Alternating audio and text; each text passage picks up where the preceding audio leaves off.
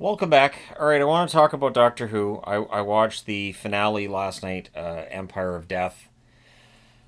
Whew. So, this season I thought was really well done. I enjoyed all of the episodes, and I enjoyed Empire of Death until about the last 5 to 10 minutes, where there was a lot of what,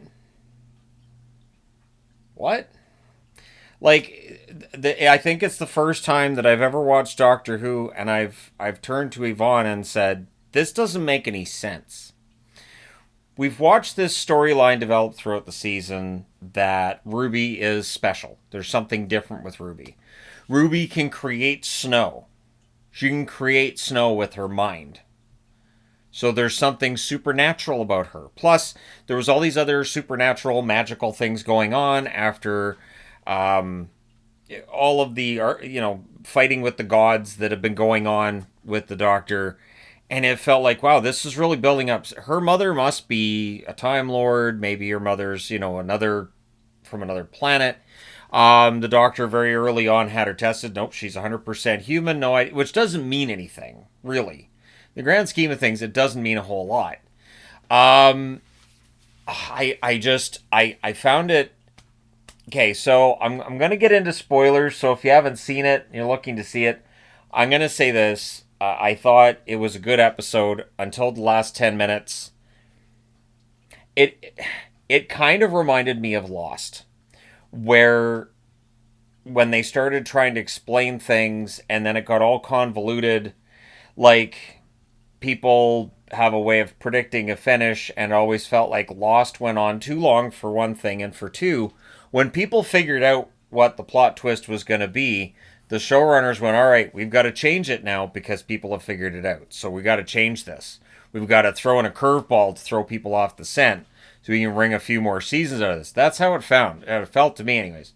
Um, Now that can't be the case here because they've already finished. They've wrapped the second season with Ncuti Gatwa. I'm gonna say too, he did such a great job over this two-parter. Really stepped up, and he's become one of my favorite Doctors. Peter Capaldi, the 12th, is still my favorite. David Tennant, the 10th, would still be my second favorite.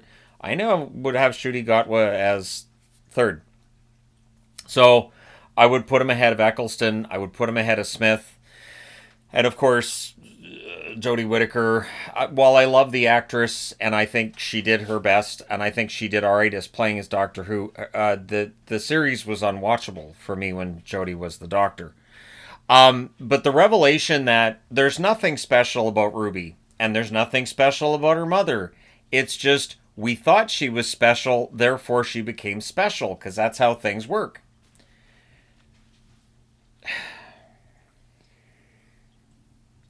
How did she conjure snow, though? Like, if I was left in front of a church and there was some mystery about how I ended up there as a baby, and I'm not going to be able to conjure snow. She's got this song in her, and this song is so powerful, and there's something wrong with her. We heard that from the maestro. Nope, nothing wrong with her. Like, it didn't the twist that her mother's just a regular everyday woman that just lives in the city doesn't make any sense. The hooded figure points at the sign. That's because the hooded figure was naming Ruby Road because that's what's on the sign.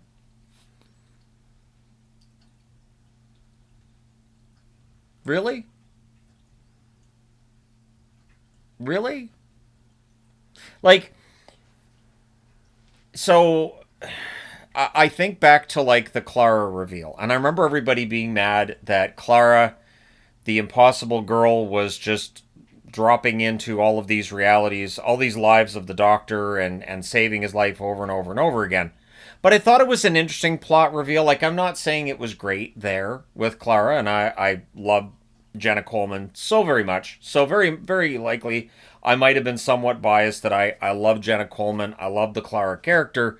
So maybe I accepted the twist, but it's not like I haven't really enjoyed watching Ruby, and I think Millie Gibson absolutely killed it all season.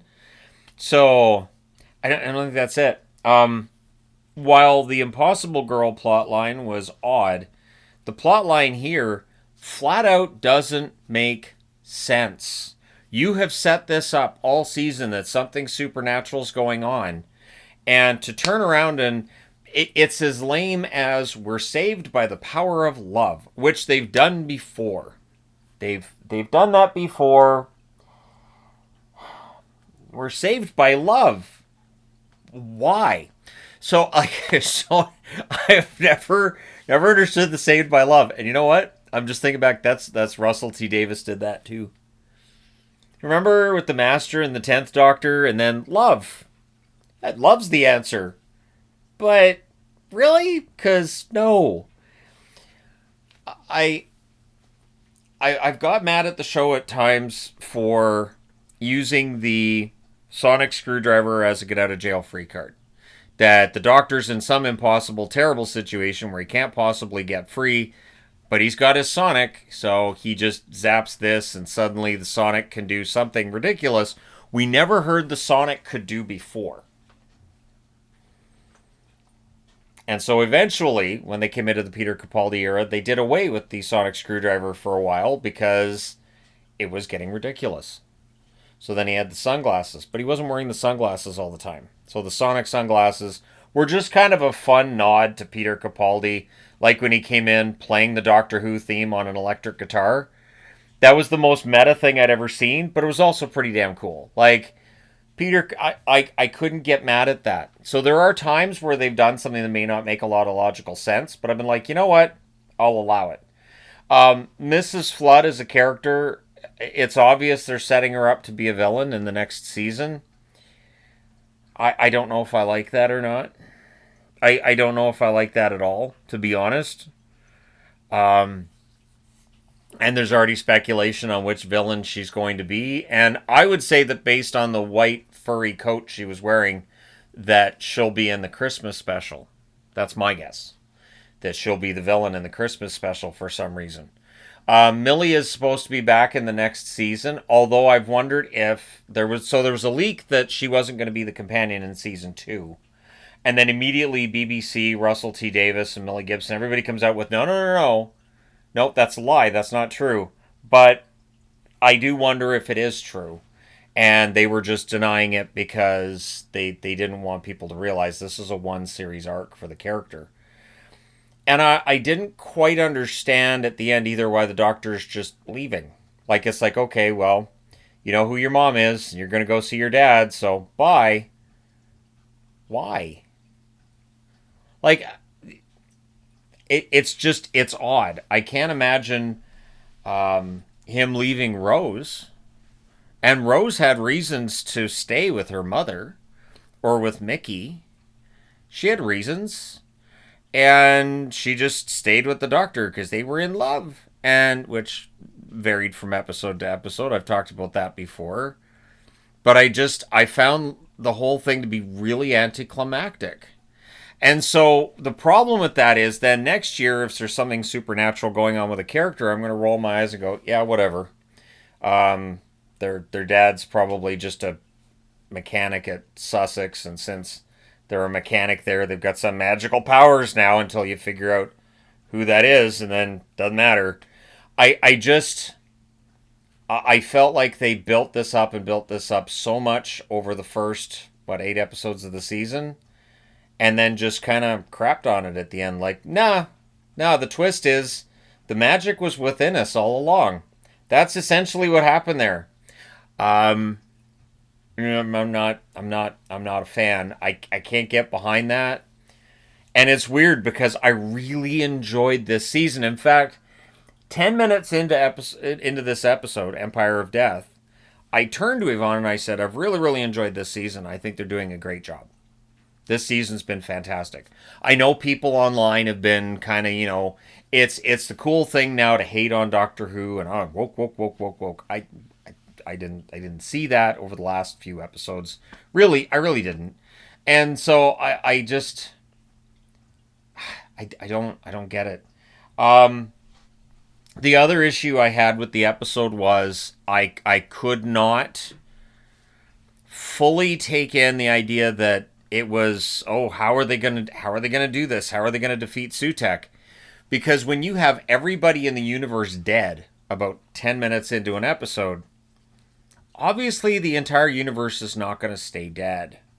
So for me, it takes some of that feeling of, are they going to do it? Out. It pulls me out of it.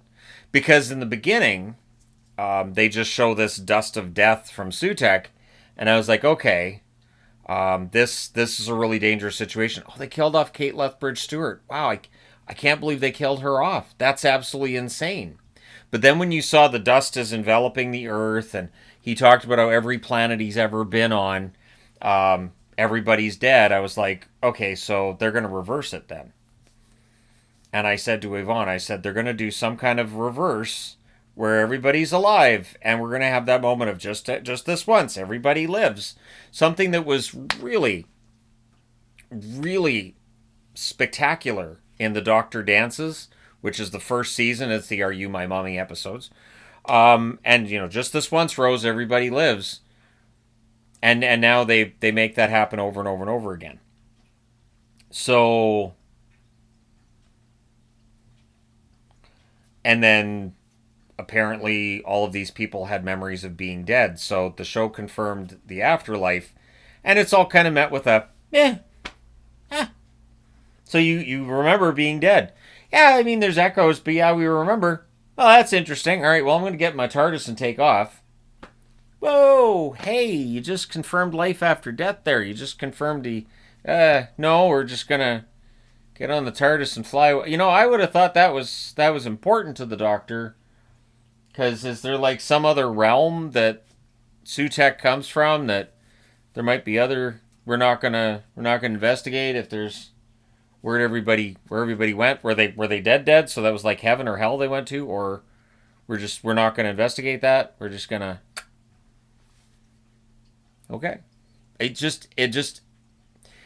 felt to me like there was this really cool idea that Russell T Davies has, and I know when I was an author, I would sometimes have this really cool idea, like, what if this was happening? That'd be awesome. And then I would think to myself, but why would that be happening? Huh. And I couldn't write the story because I couldn't figure out how to end it. And the way that this finale played out, I felt like there was this really cool idea without an idea of how to end it. Which is weird because Russell T Davies is well known for writing things out in advance and not flying by the seat of his pants. Which means from the very beginning he knew Ruby's mother was going to be nobody. And we all know from Star Wars that when Rey's parents turned out to be nobody, that was well received, almost as much as, oh, actually, no, the Emperor's her dad. What? Wait, what? So, like, Palpatine is just down there, and, like, was he on Coruscant, and he's like, evil. Hey, you know what? I kind of wouldn't mind having a kid. I'll be right back. Like, why? So, like, I don't... There are many, many questions I have regarding that, and it feels like it makes sense with this, because her mother ends up being nobody, and yet she had powers. She had this, like, supernatural ability not to die because she didn't know who her mother was? Well, you see, the more important we think something is, the more important it is. Okay, but it doesn't make snow happen. They were very, very clear about Carol of the Bells being in her head. They were very clear about her being able to create snow as being two big keys to the importance of who she was and who her mother was. And then in the end, her mother's nobody, who was 15 years of age when she had her and just left her on the steps of a church. So she would be safe. Once the goblins were defeated by Doctor Who. Well, the Doctor. I should say the Doctor. If I say Doctor Who, people get mad. Even though people who've played the Doctor have referred to themselves as Doctor Who. Most recent that I've seen being Peter Capaldi. I'm obviously going to keep watching the show because I really enjoy it. But I found the finale to be frustrating, which is too bad because the first 35, 40 minutes of the finale, fantastic rating. Even the moment where Ruby knows who her mother is and is like teasing Sutek, and I thought, okay, is her mother somebody really important? I even had the idea of what if somehow she's her own mother? What if there's something really weird, like some big twist? People had even pointed out that there's Mrs. Flood, and the fact that it's water related. Maybe there's a River Song tie-in, and a lot of people had thought, maybe River Song's going to be her mother. Because if River Song was the mother to Ruby, then Ruby would be the mother to Susan, the granddaughter of the Doctor, who traveled with the Doctor at the start of the series back in the 60s. Nope, nothing that clever. She's nobody. And I wonder, too, if when Russell T. Davies heard that theory, if he wouldn't have gone, oh, that would have been brilliant, wouldn't it? Whoa, man. If only I had thought of that. Nah, she's nobody. But you stay tuned, people, because next year we're going to have a big old build to be probably nothing. But yeah, I was really let down by the end of the episode, if you can't tell. It's too bad, because the whole season was written so well. I thought Sutek was far more threatening with modern storytelling than it felt with the Fourth Doctor, with Tom Baker. But again, back in the 70s and 80s, the budget was a little low, so it was hard to take the rubber suits serious as being a real threat, but here we are. So let me know your thoughts. If you watched the episode, how did you feel about the reveal that Ruby's nobody, her mother's nobody, and this whole season was really kind of about nothing? Oh man, yeah, the season was kind of about nothing. Everything just kind of resets. So, ta-da! Like, he didn't fight any of his normal villains, right? Just fighting different gods, which I approve of. I am fine with that. I am fine with having different villains. Not going back to the Master. Not using the Daleks. Not using the Cybermen. Not using the Silurians. I am so happy that they didn't just fall back onto all the old villains. That'll be next season. But just the ending. I was like, seriously. And like the Doctor's like not sure if he wants to kill Sutek. And just, oh, you've turned me into you. No. Like the idea that the Doctor, I'd really rather not kill. Are you serious?